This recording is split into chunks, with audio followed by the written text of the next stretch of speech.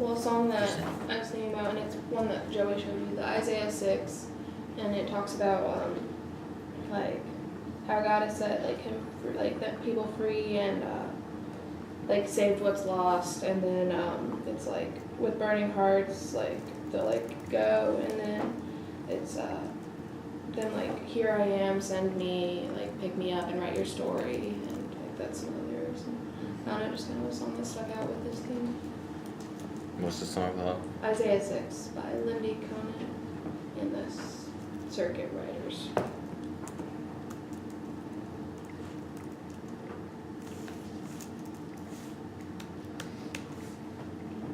Like, I think it's originally about missions, but still like missions, like going out after encounter, being like your own, like where you're at is your mission type of thing.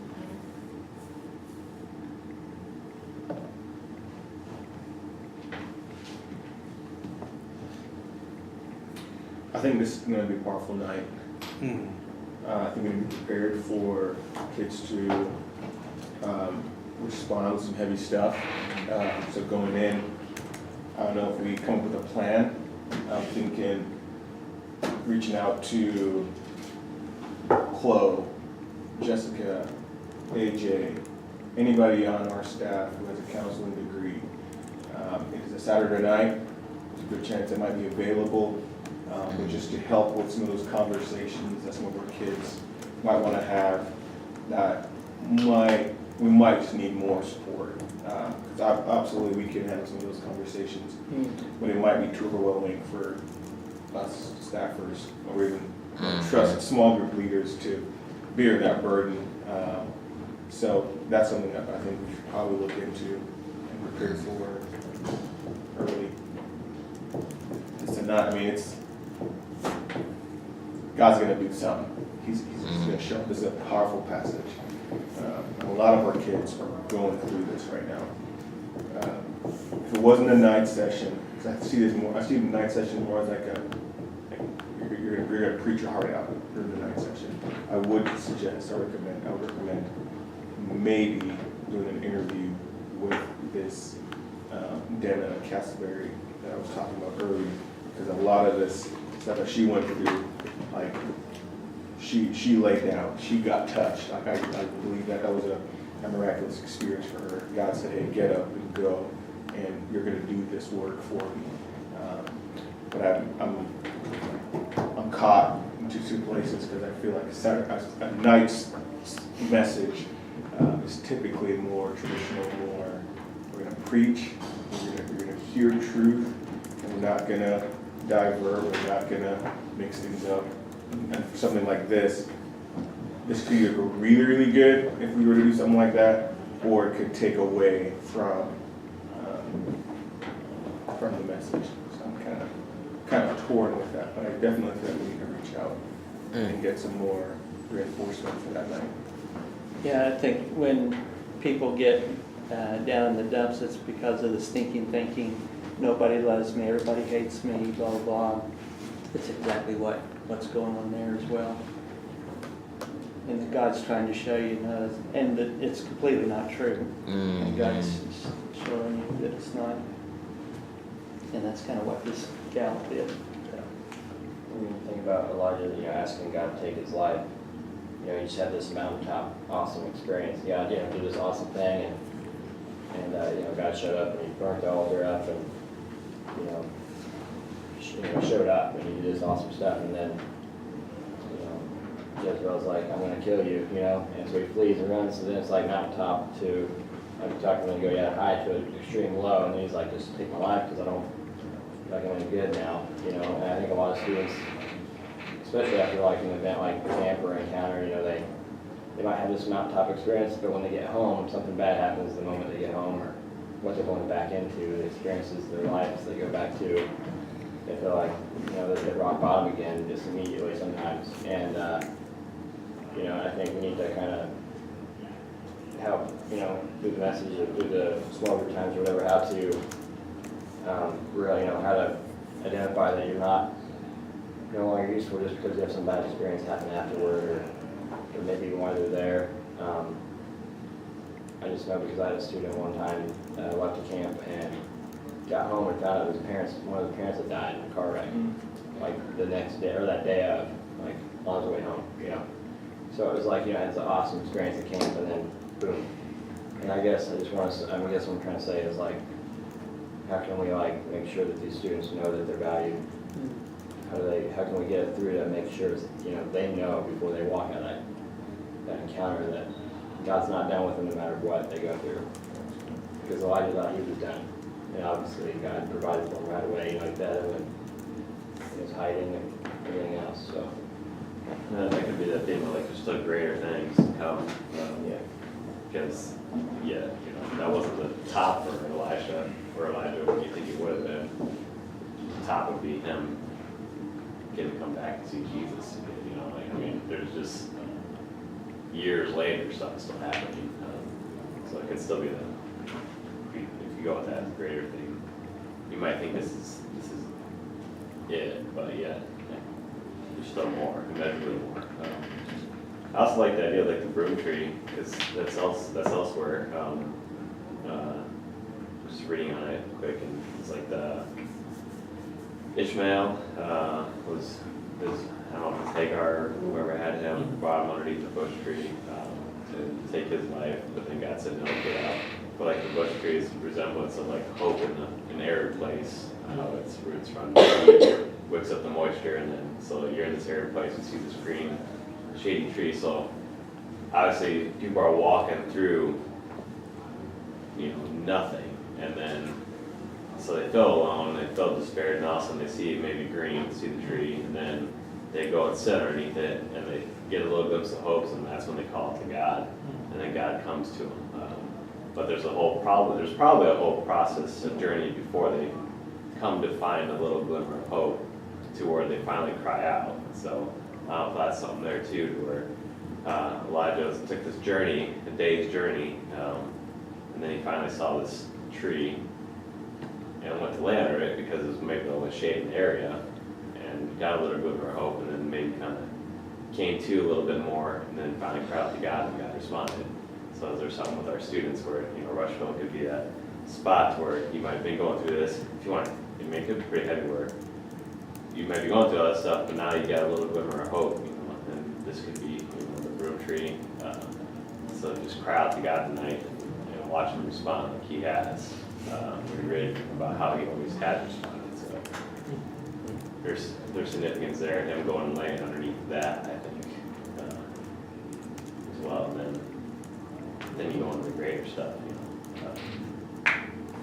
You guys know the song "Worn" by 10th Avenue North? It's an older song, it's like 2012. But like its lyrics are like perfect.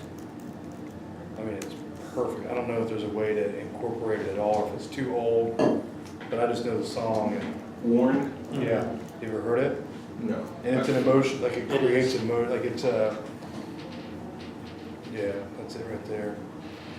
But I'm tired, I'm worn, my heart is heavy from the work it takes to keep on breathing.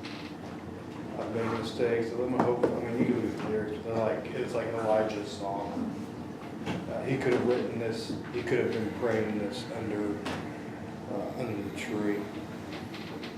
I mean, I don't know if there's a way, if there's a moment to do something interactive with it. If there's a moment to, I mean, it might not be, but it would really go well. And it would certainly, for the student listening while we're talking about this, it would create a moment if we listened to it, or if we had someone sing it.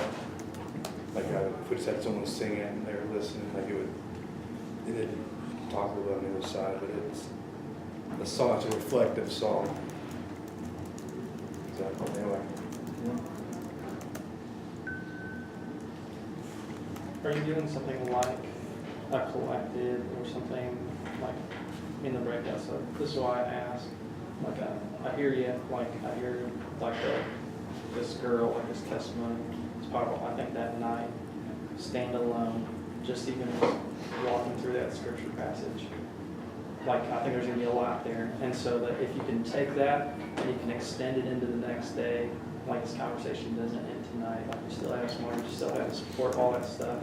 But then you take that and you like use it here. And so it's like supplementing, but it's, I don't know, I just want to be careful that we're not, I just view that night as maybe the most important night of it, you know, the entire Absolutely. time. And so I still think there's a lot of value in it. If we were to bring in different voices during breakouts or whatever, we've seen a lot of success, a lot of power in that. Sure. I wonder if that's a better or more effective use than on that night.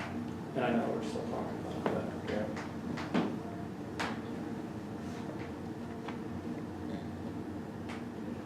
Yeah, I don't want to do anything to sabotage that night. I think it's going to be powerful as is.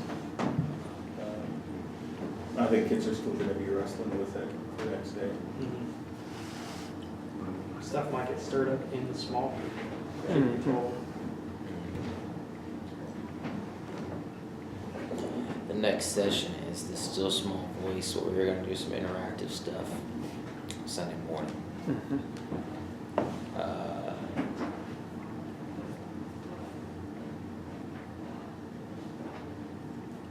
So, if that was a morning session, it'd be really easy just to do the breakouts right in connection with it.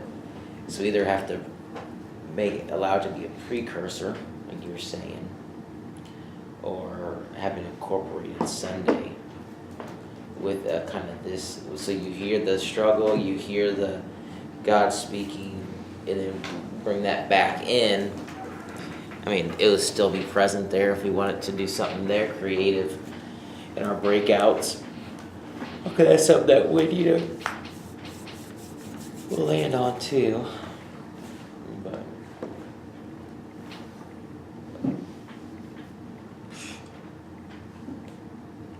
yes. I actually feel like it could be, like, her story might be perfect, and I don't know her story exactly, but like, the fact that she went through all this, like, pain, struggle, isolation, but like, God has her there for a purpose, and he's speaking to her, and like, he's gonna use her, like, it'll, in her moment, like, and then when God, like, touched her, I don't know, like, you know more than I do, but, like, that might be a really good segue, if done, you know, the right way. Especially if she ends the video with saying like God's not done with me, it will kind of set the Mhm. stage for what's coming Sunday night Right. with Elisha. Because, oh yeah. So it's almost kind of like, you know, when CIY did like the movie breaks where it's kind of like, whew, and it was like you're in, you're like, all right, we're done. Like, kind of do it a little bit more of that, where we bring them in. We might have to think on the technology side of things how we make that work. Maybe we need to do a U setting instead of a circle setting. That's one thing I wrote down earlier is like, can we change the format in that room to feel completely different on that one? And I understand that's a lot of work, but we can do the work. Like, can we make that room feel completely different? If we're gonna do acapella worship, if we're gonna do whatever, can we make that just completely different for that day? Think could somewhat carefully being this is our new format of tech team. I just wanna be careful on how hard we walk. But I set up the idea of doing a circle of the round setting. But I almost wonder if doing a U shape would be more conducive to doing stuff like that. If we're gonna have them all directed to it. That way we could still use the giant screen on the back wall for that session, but not use it for the other stuff. Right. You know, we could have everything pulled away off the stage, more intimate, and then we have that movie. Stage chairs are still set, but then they can just turn their head and it's this massive screen. Right. And then will she be at Encounter? She plans on it, yeah. And so it kind of be like, you know, the Steve Harvey moments or Dr. Phil moments where you have the video and then it's like, and then she comes out on stage and they all give us little claps. But you could just give her a word of encouragement and pray over her. To take the concept of the video and be like, boom, let's make it real and physical in front of you. I think it'd be huge for that Sunday afternoon. Like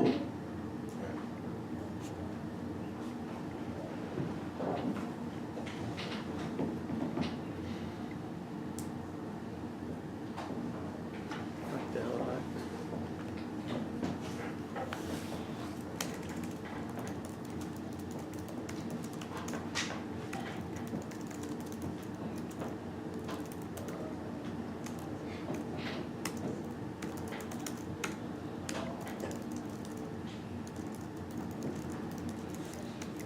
In your schedule, did you have breakouts right after that first session? Or was it a small group? Small groups, and then breakouts are like 2 to 3 in the last year's schedule. Okay. That's where we had it. It's kind of, there was some downtime, lunch, there was some dead time and lunch all intermingled, and then at 2 o'clock we got started back with some breakouts, and that was a kind of a pretty quick hitting thing. And then you had about 3 hours of free time.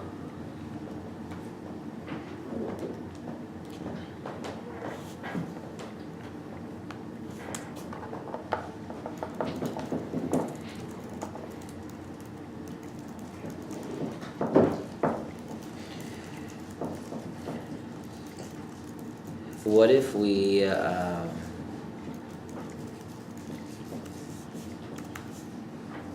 something that I was just kind of hearing you guys talk.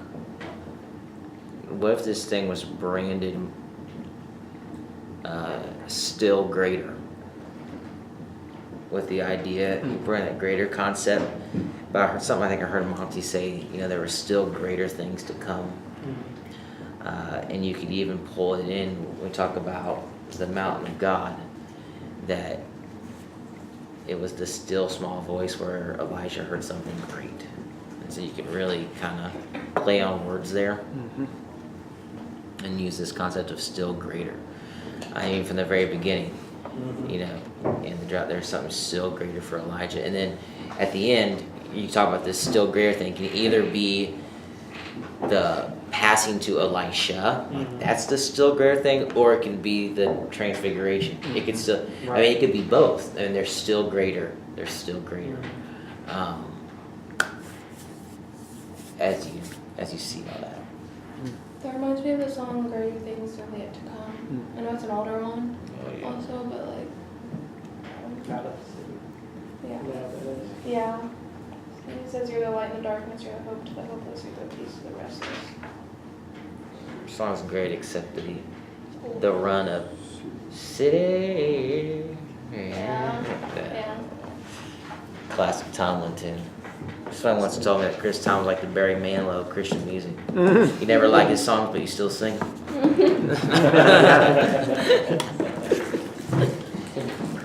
like Barry Manilow.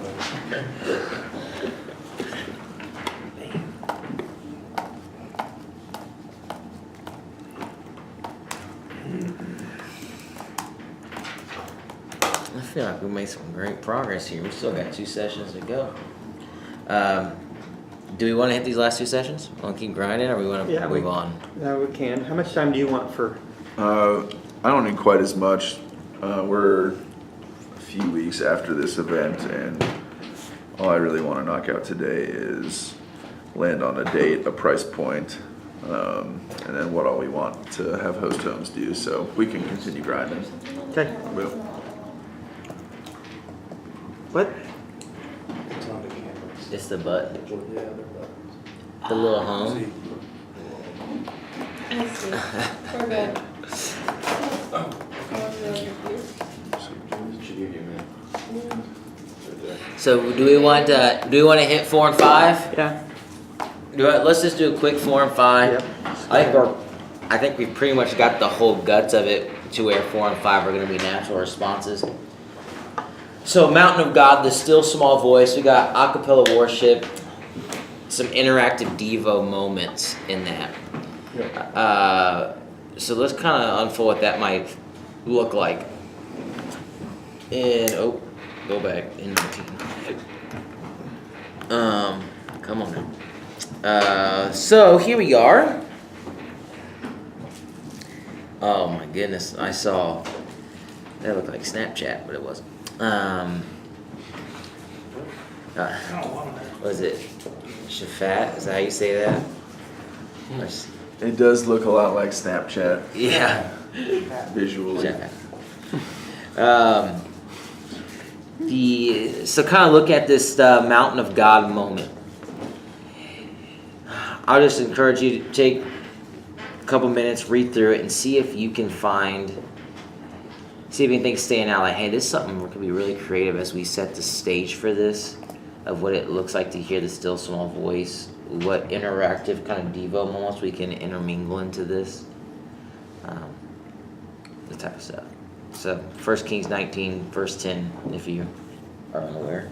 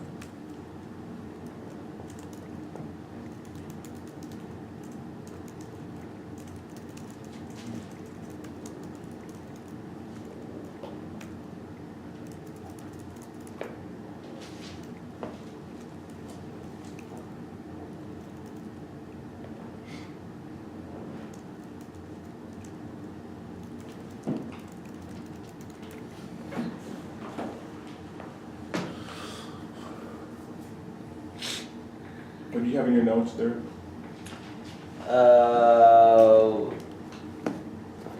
Which part? Or Mountain of God? I just had, in this part, we set the stage for the still small voice. But also kind of do some interactive dialogue moments. Okay. Kind of make the morning feel very Yeah, different. absolutely. Because I think, and Park can go into this, a lot of times we go into church, we go into things, and we expect to hear God in this wind, the earthquake, the fire, the noise, the loudness of everything. Yeah. The expected of things. Like, Right. because we've been to an encounter, we've been to a church service where we've watched something miraculous happen, or God has completely broken us. Yeah. And we continue to return to those things in order to find God. Yeah. Elijah saw God come down and fire. Yeah. And it's almost as if he's looking Mm-hmm. to find God in the same place, but it's a still small voice. And that's why I kind of like completely blowing up the session. Mm-hmm. And maybe even explaining that in the process of saying, a lot of times you come and you wait for somebody to tell you about Jesus. You wait for somebody to almost orchestrate your date with Jesus. Right. But it's the still small voice. Yeah. It's where you turn. It's where you are. That's where God wants to meet you. So that's kind of a loose Yeah. brainwave, I guess you can say, of where that's at. But Elijah, it's almost like we return to where we've seen God and expect Him to always be there instead of being elsewhere. Like 3 little thoughts. They might be all garbage, so throw them out the garbage. One is, like, what if we set up a few different students? And actually, this is a great time for them to just show where God has spoken to them in certain moments, that where God has revealed Himself to them, and like try to pull like a variety from different places, and like the students like just share, like, hey, like, this is where God has met me, like where I'm at in my life, rather than it being like your preacher, teacher, whatever word, like, rather than them doing it, what if, like, you had students hitting students, speaking about, man, how God speaks to them? That's one thought. 2 thoughts is, what if this is an opportunity for you to, like, set up, like, this mountaintop thing, like, where we're talking about, man, all the different things God's done, like, throughout Scripture on this mountain, but also even tying it into the transfiguration, like, down the road. What if this is the opportunity that you have to reflect that? And thought number 3, like, it goes back to, I'm thinking about this, like, demands for a sign. Like, in Jesus' time, like, everyone like was looking for a sign, looking for a wonder, looking for all these things, and like, the people left because they were waiting for a sign, and like, Jesus didn't give a sign. And I just wonder, like, I don't know. Kind of like what we're talking about, like this verse. Sometimes we're so like set intent on Him speaking to us in a certain way that we miss everything completely. And so those are my 3 thoughts, and we can toy around with them, and ignore them, whatever. But I think there's a lot of different directions you can go with this. But I did something what you said about the 3rd thing you said. I think maybe, we do as students probably do as well, but sometimes we expect God to, we want to hear God, we want to see something, we want to see a huge, loud, big thing happen, like the earthquake, big, it was loud, but God wasn't in it, we were expecting it, like the fire coming down, he'd seen that before, he wanted to see, maybe he expected that, but sometimes it's not, God's not going to put on a big show for you to tell you something, maybe we just need to calm ourselves down and just listen for something quiet, because God could be speaking to you, and like he did with Elijah. And I think that some students expect some big, huge miracle to happen before they understand what God's saying to them. At least the students that I know, they expect something huge to happen, not a small whisper. or they expect for someone else to give it to them, Yeah. rather than just giving it out themselves. I mean, Jesus was the ultimate still small voice.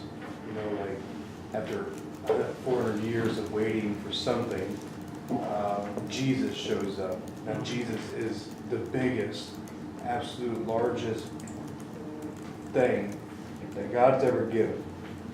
And shows up very silently. And I love how, after 400 years, they're waiting, that's what they're waiting for. They're asking for something big. They're asking for a king. They're asking for Rome to be thrown, and God does it just very quietly. And it was so quiet, like even his disciples didn't quite grasp the gravity of this. But God's always operated in that way, I think. Still small voice, but I love how Elisha meets him here in that manner. One what all of us want. Like we want to see something great. And he does see something great. We just don't look for the smallness of it sometimes. I think this is interesting too. So Elijah ran away, and then he gets strengthened by God to go on this journey to Mount Sinai, and then he came to a cave and spent the night there. Then in the morning, Lord said to him, "What are you doing here, Elijah?" So God spoke to him again, told him where to go. He goes on his 40-day journey, gets there, spends the night in a cave, and God says, "What are you doing here?" And I'm kind of wondering, like, why did he ask him that? You know, if I was Elijah, I'm like, because you told me to come here. But then Elijah goes and complains again. And I don't know if he's getting the point, if Elijah's seeing what God's trying to get him to see. Because then he goes and tells him, okay, stand out before me on the mountain. So this is where I'm kind of confused here, because he told him, stand on the mountain. So Elijah stood there, and the Lord passed by, and a mighty windstorm hit the mountain. So he passed by, and then the windstorm hit. So again, did Elijah miss something? And God speaking, or did he not recognize him because the Lord passed by, and then they know the windstorm hit, and then the wind, then the earthquake came, then the fire, but then there's a whisper. So at some point in there, then it says, Elijah heard it, wrapped his face in his cloak, and went out and stood at the entrance of the cave. So does that mean he was out there, missed God, earthquake came, or the wind came, got scared, went back in, then all this stuff happened, then all of a sudden he heard this little whisper, and then wrapped himself up because he's scared again, went back out, and then found God. Like, I don't know if he was standing out there the whole time witnessing all this or not, because he said he went back out to the entrance of the cave. And then God said again, "What are you doing here?" Kind of like Jesus asking Moses, or Peter, do you love me? I don't know if he's getting that type of thing going across. And then, because Elijah says again, the same thing. I'm the only one left, or you kill me, blah, blah. And then God's like, okay, go back to where you came. You're going to do these great things, or, you're going to anoint these people, and there's people here with you. So, there's definitely some, I just don't know if he's missing, like, the Lord passed by, and then the fire came, or the wind came.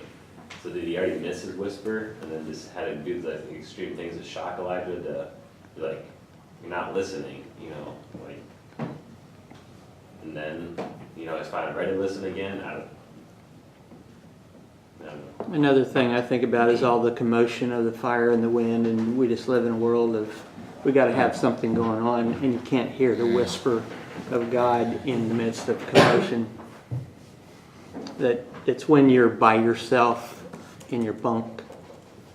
Could this be where we introduce maybe the Holy Spirit? Like when Jesus left, he said he's going to send the Holy Spirit. The Holy Spirit is that still small voice. When we get on that, how he's here to guide you, here to instruct, teach. Maybe there's something here to where Elijah keeps getting asked the same thing, but he already knows what he needs to do, or he's already been told what to do. Which is basically just look for me, follow me. But he keeps looking for something else. He has to keep getting reminded of this, what he's already been told. Maybe we got to remind our students what they've already been told, like quit doubting.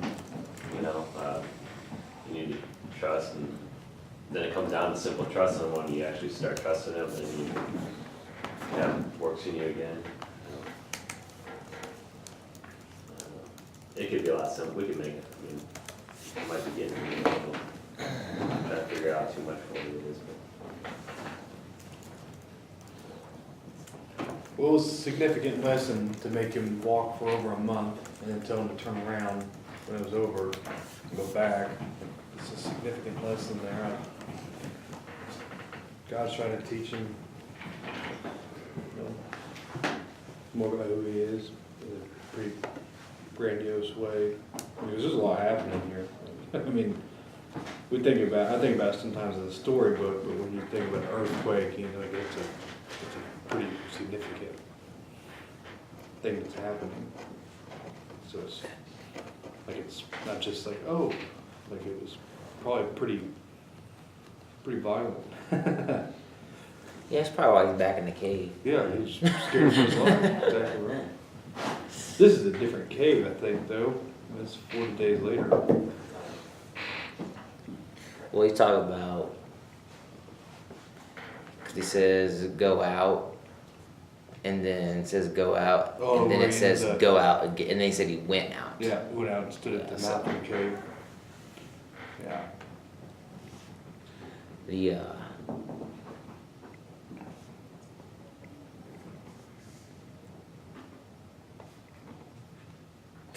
Well, the heading of that is the Lord speaks to Elijah, so, like, he's speaking to him, but he's just not recognizing, or not getting the, I just feel like he's not getting the point, you know, hearing what God's trying to get him to see, that, you know, I'm with you, maybe. You keep looking for, like you guys have said, you keep looking for these big things, but I've always been here, and you just keep forgetting that.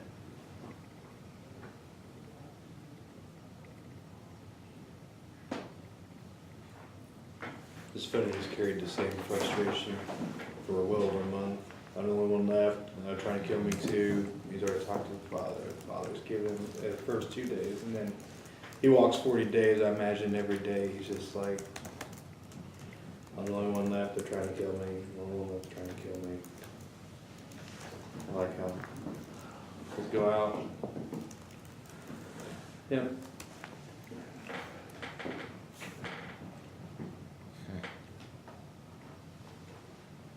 I feel like that stuff's like an aftershock, guy coming by, and then, you know, like you would if you're going past the speed of sound, past you, all of a sudden, boom, you get hit with the, you know, everything in his, God's wake comes by after him. But, because you missed it the first time. He invites him into a dialogue because he asked a great question, what are you doing here, Elijah? I think it's good. He gets to say all this stuff after he has a conversation. And God says, yep, we'll go back to where we came. No one left, and they're trying to kill me. He says, yep, go back to where you came. When you get there, start anointing people. We wash you ready. You know what I think is interesting is that this might be just something really like small, but he's given him food up until then. And so then he's like, hey, what are you doing? But what I kind of think of it is, so like with teaching them, he wasn't just giving him, like he was giving him food physically, but he was also giving him like spiritually, like feeding him spiritually. And so then he gets all the way up over, or like he goes, 4 days, 40 nights. And he gets there, but like he hasn't mentioned anything about food, but then he's going like the earthquake, the windstorm, the fire, and then he comes into whisper, because like sometimes, like, God's always talking to us, but we miss it, and if we're not spiritually fed, maybe we're missing that too. I don't know if that can be like a devo or something.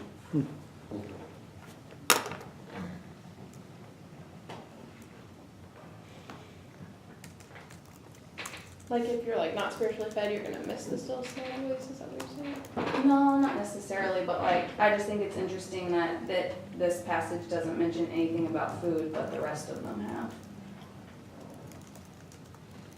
Kind of makes me think he was sort of, doesn't say it did, he wasn't commanded to fast, but he kind of was fasting in a way because, he was denying his body food for 40, he hadn't eaten for 40 days and 40 nights. I mean, it says the food gave him, God says he gave him strength to do what he needed to do to get to the mountain, and I think, because the whole time he's been feeding him to get to that point, and he doesn't feed him anything, and then it's like, you don't hear God speaking to you, because now he's denying his body what it needs, or it's not getting what it needs, but his spirit is getting, I guess he's trying to enhance his spiritual senses, so to speak, to hear, and I don't know, it's part of it, I guess, maybe, I don't know. I just thought it was interesting. There's other vision. That's great. No, it's really good because actually that would make a lot of sense when it comes to Jesus. It'd be a very similar thing where he was strengthened before he went out on 40 days and 40 night journey. My guess is they probably very much go together. Probably Well, doesn't and like, mean- even at the end too, he's still providing for him, like, preserving the 7,000, like he's giving him some kind of like sense of community there. One thing after he just, I mean, he hadn't eaten anything for that 40 days, and Jesus, you know, then God comes and he has that still small voice, and he whispers to him, and he tells him all this stuff, and he tells him to go back, and then that's when the big things happen. Like, that's when he gets to go and anoint the new kings, and, you know, his prophet is gonna take up his mantle, you know, later, and, yeah, I just think of Jesus, you know, after he fasted 40 days, 40 nights, you know, he went to the desert, he was tempted out, but I mean, he wasn't tempted necessarily, but he had to do that, he did that journey first. No, you know, no food, water, 40 days, 40 nights, and Jesus, that's when his ministry really began, like, that's when things really got moving after that. Because he was obedient.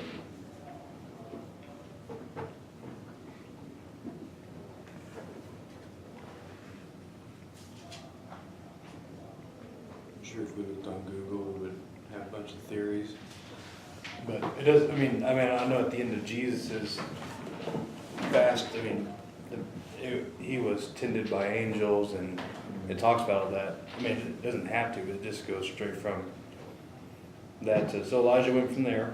So I don't know, but I would say, based on the very first thing where it says, get up and eat, for the journey is too much for you, so he got up and ate and drank. Strengthened by that food, he traveled 40 days and 40 nights. That's it, it's pretty good. Someone could pretty strongly suggest that he didn't eat or drink, which would be crazy. But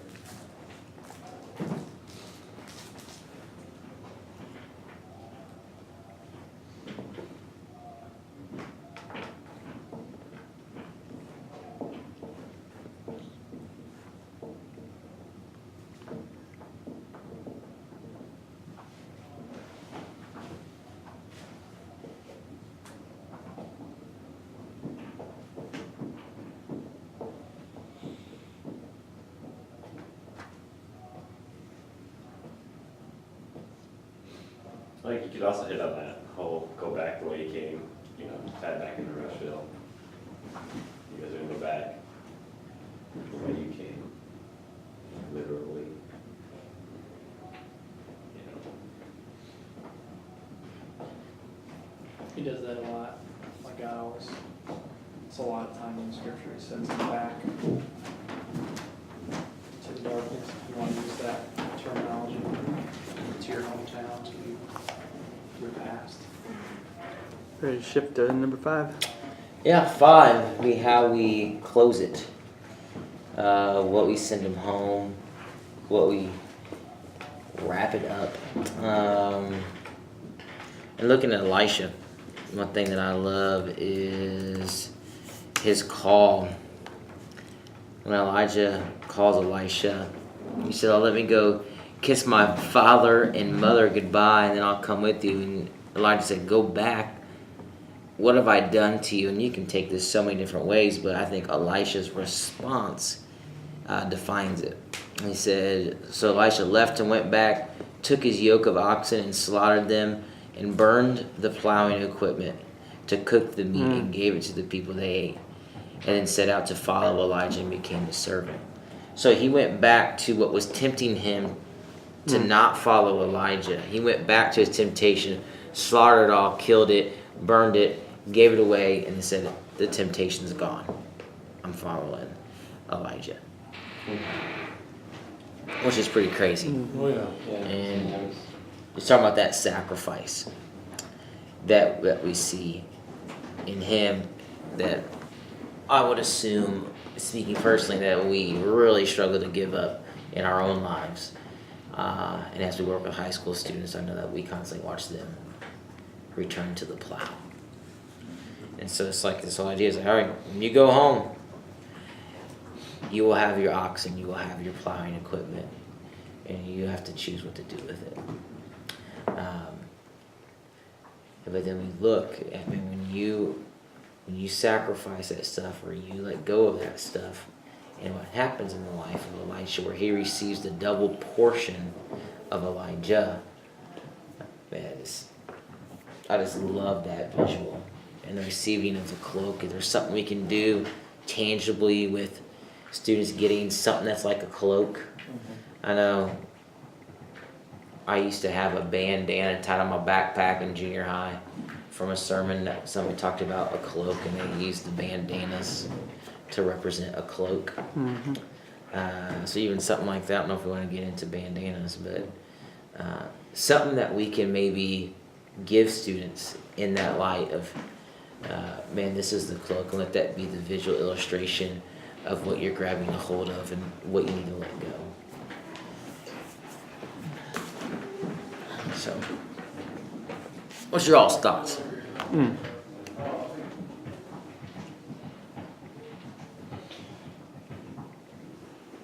Will you not touch into the other stuff with Elijah and Elisha? The whirlwind?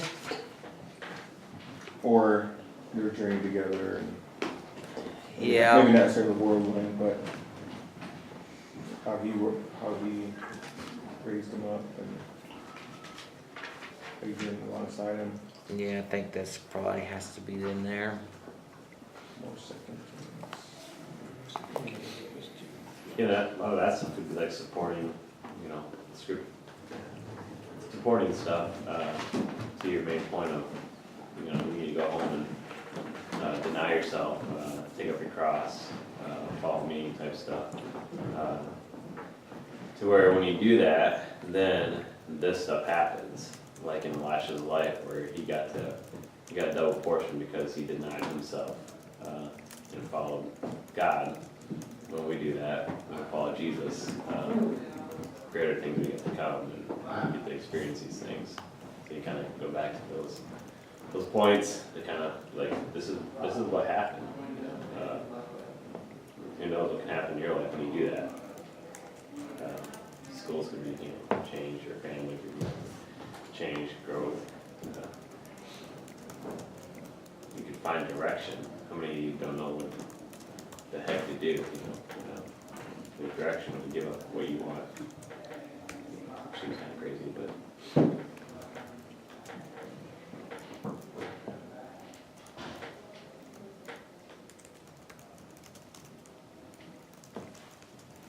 And for this one, I don't know if we're gonna do this. We could end the same way we began, where we came back and did like that second invitation type thing, where we jump into 2 Kings and we talk about that transition, and verse 13, then Elijah picked up Elijah's cloak that had fallen from him and went back and stood in front of the thing, and then boom. So, or It has to keep going. That's why we have families, but we won't get into that, but purpose of it doesn't end with you, so it doesn't end with us. It has to keep going until Jesus comes back. As you guys saying that, if we were to use this phrase, still greater, I think it pulls right in there with that. The whole idea of the cloak laying on the ground is still something greater. And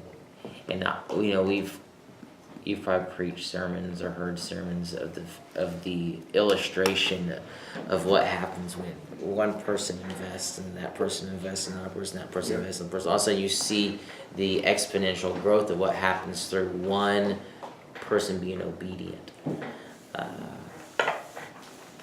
And maybe if we know some overwhelming story, something you can incorporate in that moment. I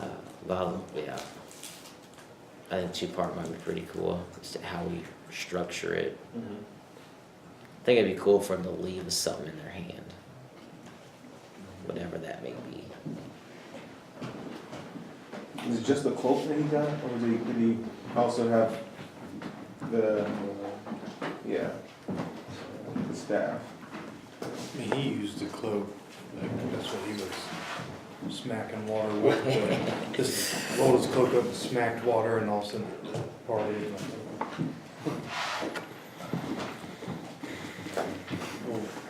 Full cloak, the cloak of invisibility. It's pretty silly.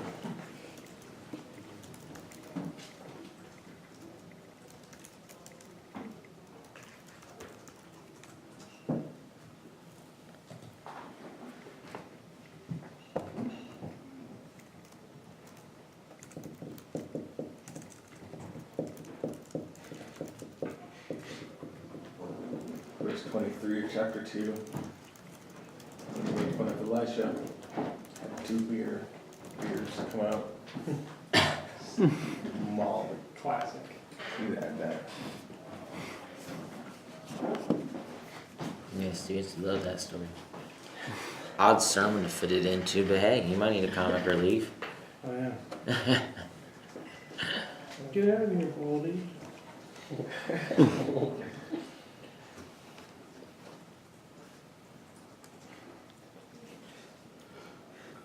Those are some bears, some all 42. I'm trying to figure out, like, why don't they run away? That's what I'm thinking. Like, once they get to your boys, like, you try to pull on his foot and you run. But 42 of them. 2 bears.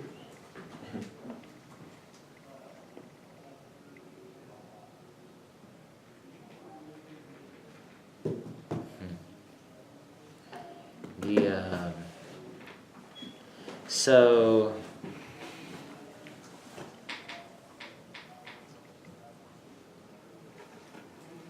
okay, so that's not the so after Elisha grabbed the cloak, where's the first place he went? But I just saw I think he went several places, but I find it interesting that it says he went on to Mount Carmel. And from there returned to Samaria. Probably doesn't intend anything we need to do.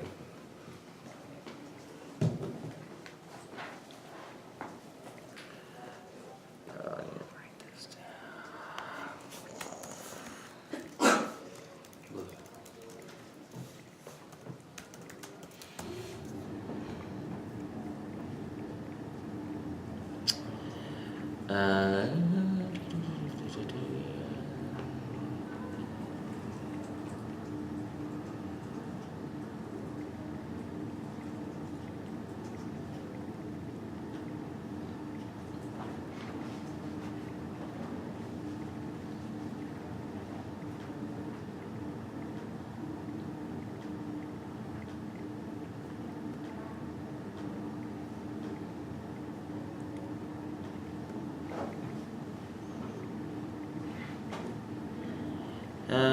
Any other closing thoughts we want to grab here so we can move on to merge?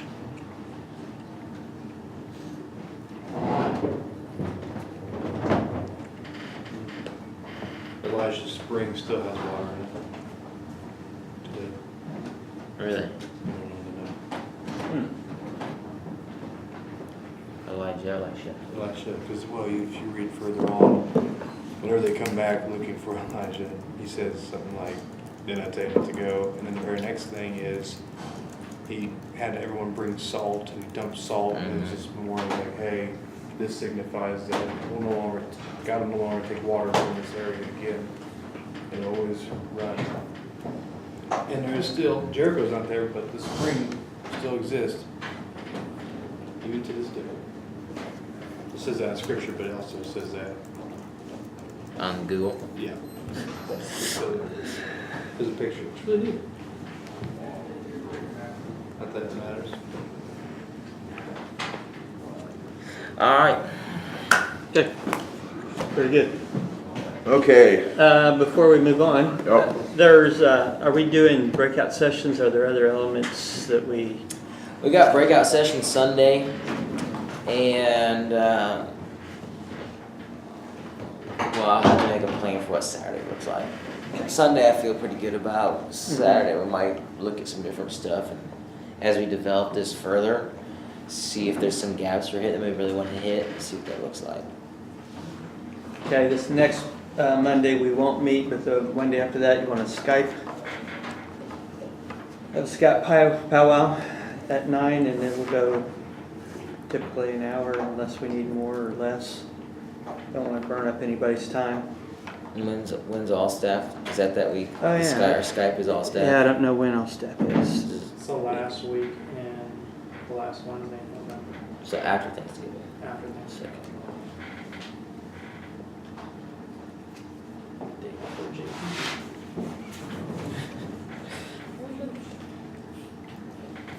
So it'd be the 19th would be a little Skype time. If we have, I mean, it can be 30 minutes, it can be whatever it needs to be. And we'll just do that, so. All right, T-Dog. Okay, so we touched on Merge a little bit last time we left. It's our new junior high event that's going to be in February. We don't really have a date landed on yet, so that's one of the things that I want to